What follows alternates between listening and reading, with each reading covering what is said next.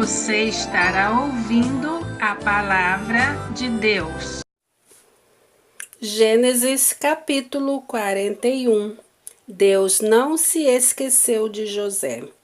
2 anos se passaram. Certo dia, o rei do Egito sonhou que estava em pé à margem do rio Nilo.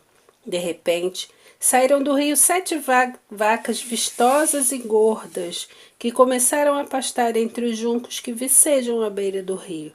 Logo em seguida, saíram do rio outras 7 vacas, de aparência feia e mal alimentadas, e se alinharam ao lado das primeiras na margem do Nilo. Então, aconteceu que as vacas feias e magras engoliram as bonitas e gordas. Foi quando o faraó acordou assustado. Ele voltou a dormir e teve um segundo sonho. 7 espigas subiam de uma mesma haste, granadas e lindas de se ver. Mas eis que 7 espigas mirradas e queimadas pelo sol e vento orientais nasciam atrás delas.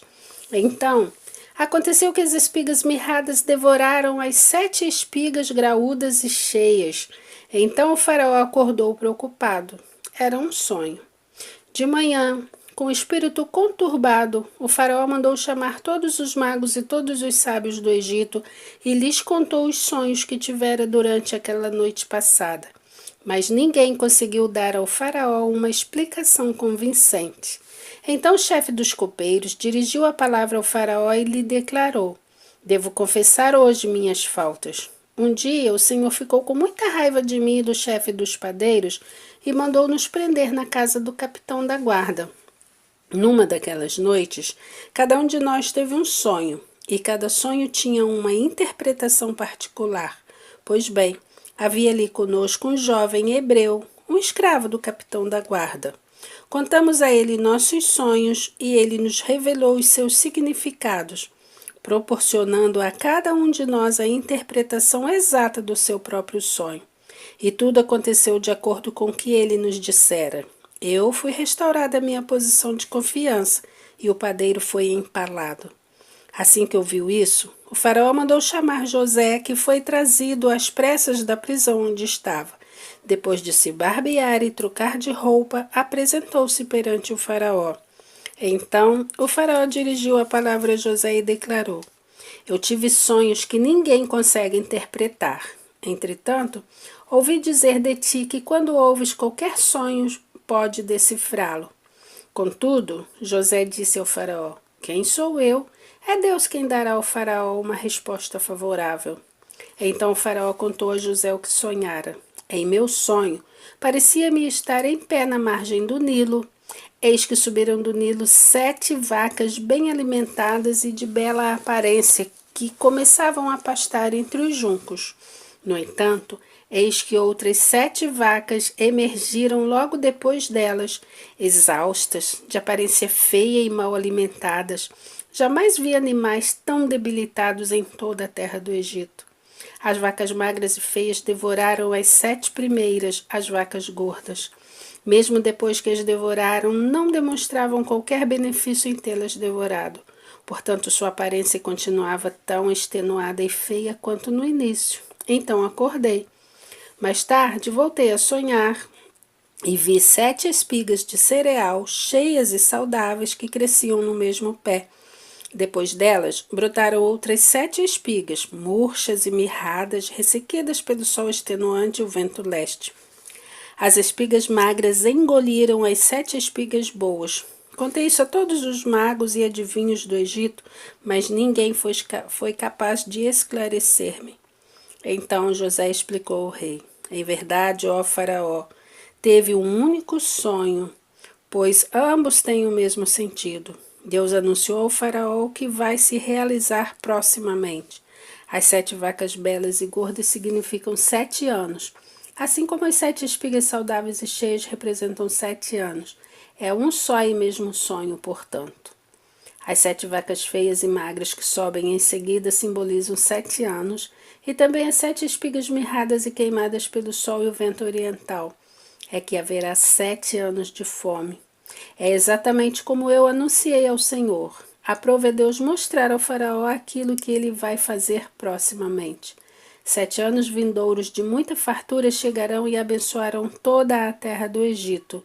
Entretanto, em seguida virão 7 anos de fome. Então, todo o tempo de abastança será esquecido, porquanto a fome arruinará a terra. A fome que se abaterá depois dos bons anos será tão severa que o tempo de abundância não será mais lembrado sobre a terra. O sonho veio ao faraó 2 vezes para deixar claro que Deus já se decidiu por assim agir e se apressa em realizar o que determinou. E concluiu José: agora, portanto, que o faraó escolha um homem inteligente e sábio e o estabeleça sobre toda a terra do Egito.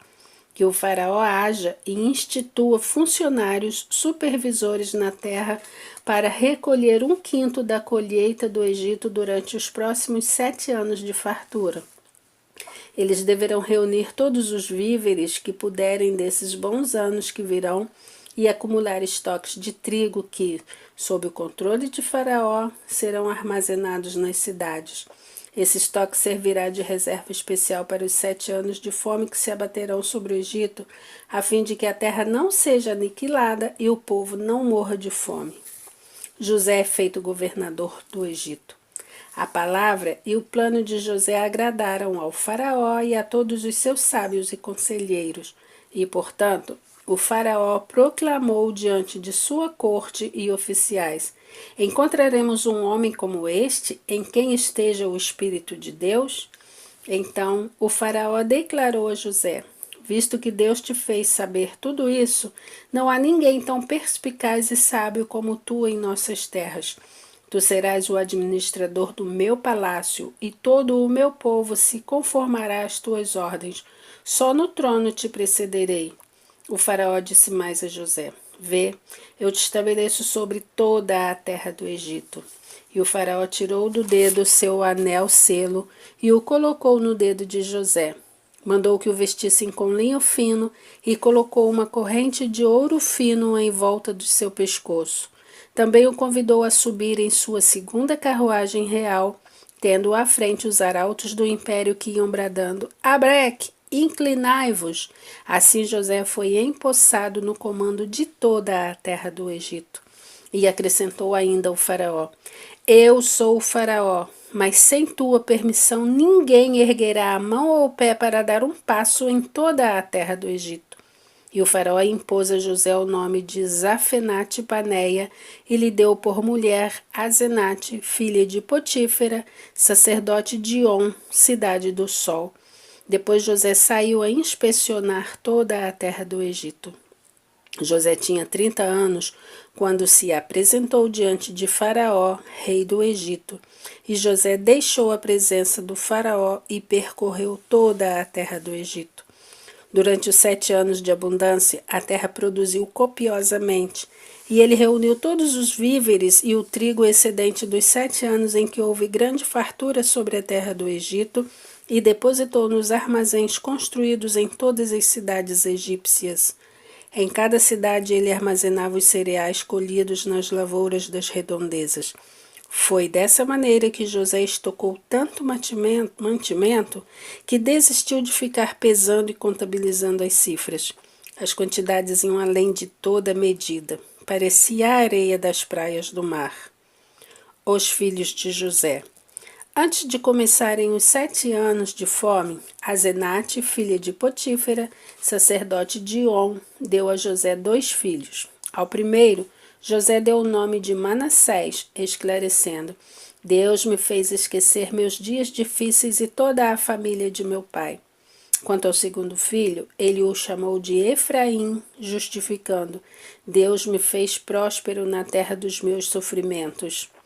Então chegaram ao fim os 7 anos de abundância que houve na terra do Egito.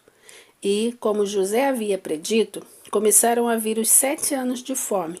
Havia carestia e fome em todas as terras vizinhas, mas em todo o Egito havia o que comer. Contudo, quando os egípcios também começaram a passar fome, foram reclamar alimentos com o rei. Então lhes ordenou o faraó: Ide a José e fazei tudo quanto ele vos disser.